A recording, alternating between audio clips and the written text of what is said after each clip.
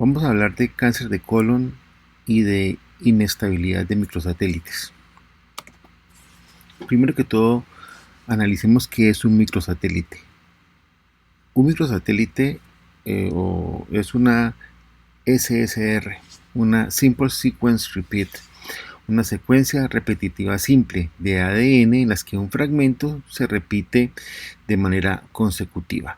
Estas secuencias repetitivas o microsatélites son en realidad regiones inestables del ADN, caracterizadas por neutralidad y además por presentar una alta tasa de mutaciones.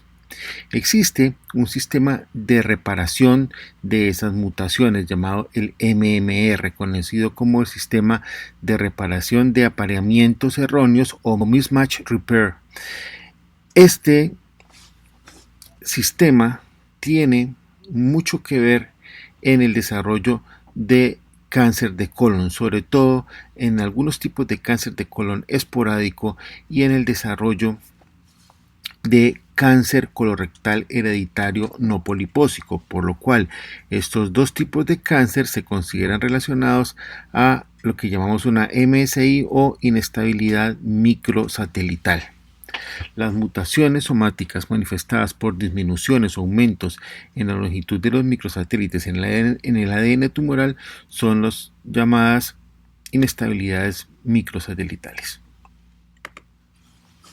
Existen una serie de síndromes clínicos asociados a la inestabilidad microsatelital. De ellos vamos a resaltar tres. Primero, el síndrome de Lynch.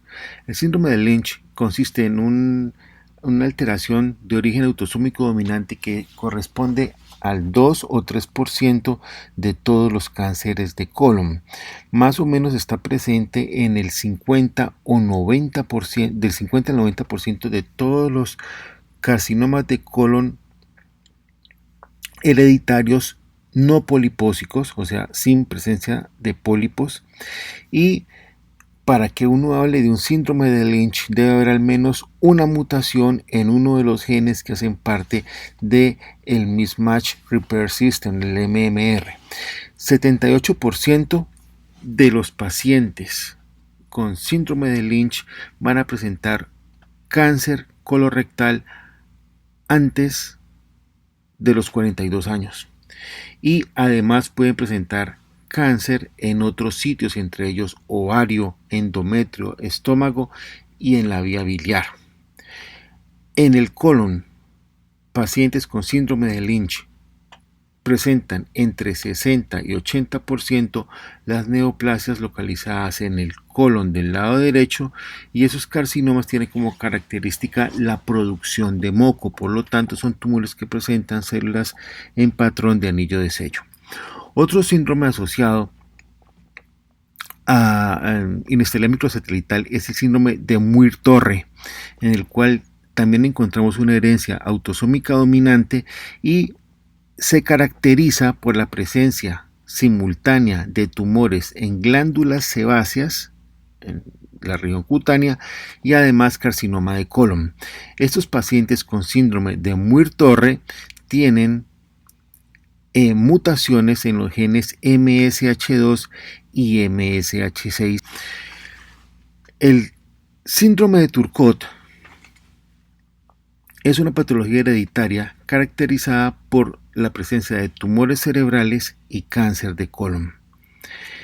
El síndrome de Turcot se observa en diferentes patrones, por lo cual se han agrupado como grupo 1 y grupo 2. Los pacientes pertenecientes al grupo 1 tienen generalmente una mutación en el gen APC, el gen de la poliposis adenomatosa familiar. Recuerden que el gen APC significa de la poliposis, es el gen de la poliposis adenomatosa colónica. Estos pacientes, como les decía, tienen la famosa poliposis adenomatosa familiar y al mismo tiempo tienen un tumor en el cerebro llamados meduloblastomas, los del grupo 1. Los del grupo 2 tienen mutaciones en los genes del MMR, del Mismatch Repair, que hablamos hace un momento, y se caracterizan por presentar carcinomas de colon hereditario no polipósico y tumores gliales. Existen unos criterios llamados criterios de Ámsterdam y los criterios de Bethesda, que como ustedes ven caracterizan la presentación clínica de la lesión. Estos pacientes son los que entran en la sospecha de poder tener un síndrome de Lynch. Incluyen hechos como tener 3 o más familiares con cáncer colorectal verificado con patología y al menos uno de los familiares debe estar relacionado en primer grado de consanguinidad. El cáncer debe involucrar al menos 2 generaciones. Uno de los casos de cáncer debe ser diagnosticado antes de los 50 años. Incluso hay unos criterios de Ámsterdam modificados que incluyen pacientes con cáncer de endometrio, intestino delgado, útero, pelvis renal.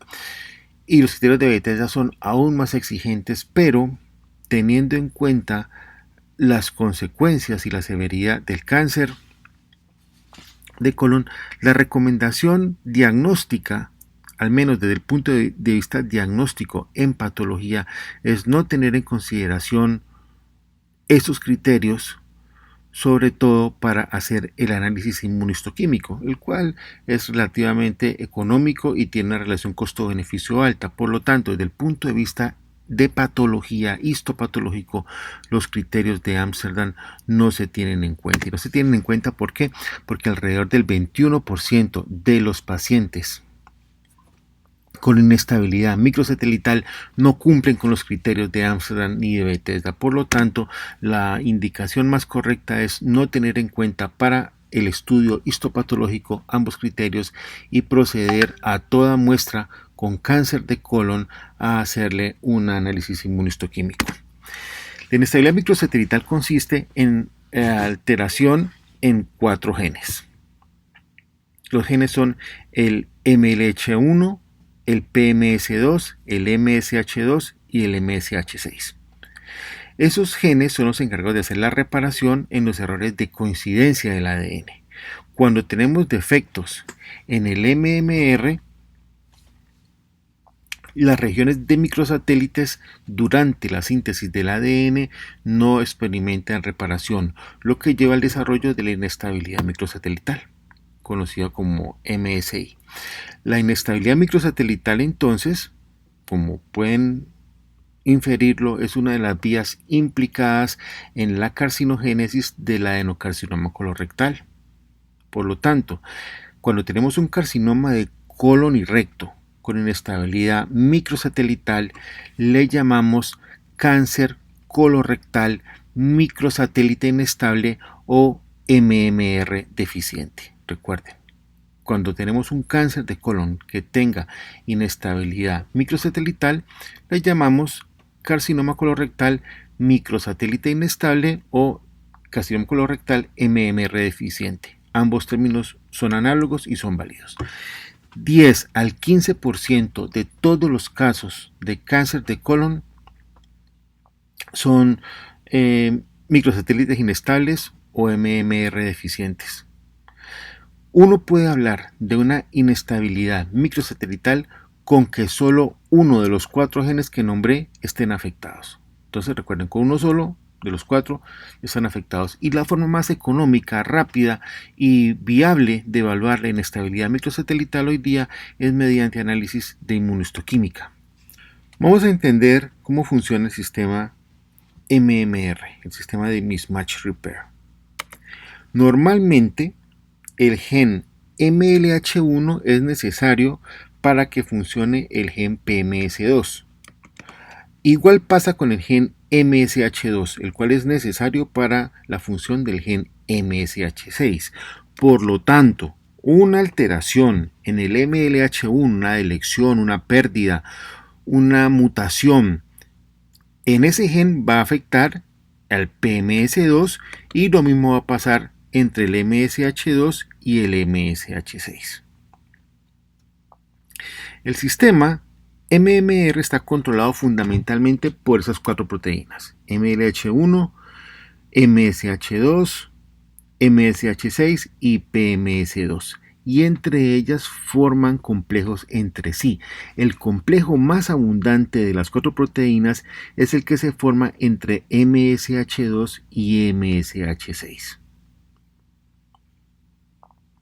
Estos complejos lo que hacen básicamente es encontrar errores del ADN y repararlo. Si estos genes solos o en complejos se inactivan por cualquier mecanismo, ya sea una delección, una mutación, incluso una metilación, los errores de replicación no se pueden reparar y se acumularán mutaciones en los microsatélites, produciéndose lo que llamamos una inestabilidad microsatelital, llevando en el caso del colon al desarrollo de un carcinoma colorectal. Y como les dije anteriormente, esto se puede evaluar mediante pruebas de inmunistoquímica. Entonces, cuando vamos a interpretar una inestabilidad microsatelital, tenemos que evaluar estos 4 genes mediante inmunistoquímica. Si encontramos que los 4 genes están presentes, es decir, están positivos y la marcación positiva ocurre a nivel de los núcleos, podemos decir que este paciente tiene un cáncer de colon que es MMR proficiente. Por lo tanto, podemos afirmar que este paciente tiene estabilidad microsatelital y que este tumor no está asociado a un síndrome de Lynch. Por el contrario, si encontramos que los 4 genes son negativos, lo que hay que decir es que este paciente es MMR deficiente y tiene inestabilidad microsatelital, la cual puede estar asociada al desarrollo, o este caso del cáncer de colon puede estar asociado a un síndrome de Lynch y con menos frecuencia estadística a un síndrome de Muir-Torre o a un síndrome de Turcotte. Recuerden que uno solo de estos genes deficiente ya es positivo para uno decir que hay inestabilidad microsatelital, pero hay algunas cosas a tener en cuenta. Cuando tenemos negativos el MLH1 y el PMS2, podemos decir que esta lesión es esporádica, es decir, no tiene un componente familiar. Por lo tanto, no hay que tener un nivel de alerta elevado en la familia del paciente afectado con el cáncer, puesto que estas mutaciones son esporádicas. Por el contrario, si las afectaciones son en el complejo MSH2-MSH6, podemos decir que se trata de una lesión de origen familiar. O si las mutaciones son únicas a nivel del PMS2 o del MSH6, también podemos asociar esto a un componente familiar. El Colegio Americano de Patólogos tiene un patrón de reporte de estas lesiones. Cuando uno reporta las lesiones de inestabilidad microsatelital, hay 3 posibilidades desde el punto de vista diagnóstico: que la expresión nuclear esté intacta, que la expresión nuclear esté perdida o que esta no puede ser determinada. Entonces uno evalúa cada uno de los 4 componentes y emite un resultado. Entonces vamos a mirar el caso de un paciente que tenemos aquí con un cáncer de colon en el cual todos los marcadores inmunistoquímicos fueron positivos a nivel del núcleo, es decir, fue un paciente con expresión nuclear intacta que podemos considerar, como dijimos hace un momento, un paciente proficiente, ¿sí? Es un paciente que tiene proficiencia y por lo tanto tiene estabilidad microsatelital en este caso. Vamos a verlo. Estamos observando una lesión que corresponde a una biopsia de colon, en la cual apreciamos una serie de estructuras glandulares con notable atipia y desorden arquitectural. Por lo tanto, esta lesión fue diagnosticada como un adenocarcinoma de colon moderadamente diferenciado. Vamos entonces a evaluar la inestabilidad microsatelital. Empecemos con el MLH1, escaneamos la imagen a pequeño aumento y vemos que hay marcación en todas las glándulas que caracterizamos como tumorales. Cuando vamos a aumentos mayores, vemos que los núcleos presentan expresión inmunistoquímica para este marcador, por lo cual podemos evaluar como presente.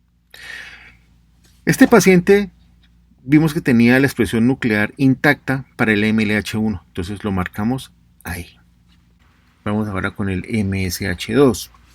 Nuevamente, pequeño aumento, marcación conservada, Vamos a enfocar un poco mejor para poder observarlo.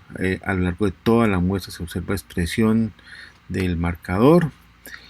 Aumentamos un poco la imagen y observamos que los núcleos presentan la expresión tincional, es decir, se conserva también el MSH2. La expresión en este caso del paciente fue positiva en los núcleos para MSH2, por lo tanto marcamos como expresión intacta. Vamos con el MSH6 y nuevamente encontramos un hallazgo similar. Al pequeño aumento, marcada expresión muy notable, y cuando vamos a aumentos más pequeños observamos que hay expresión conservada a nivel de los núcleos del marcador MSH6.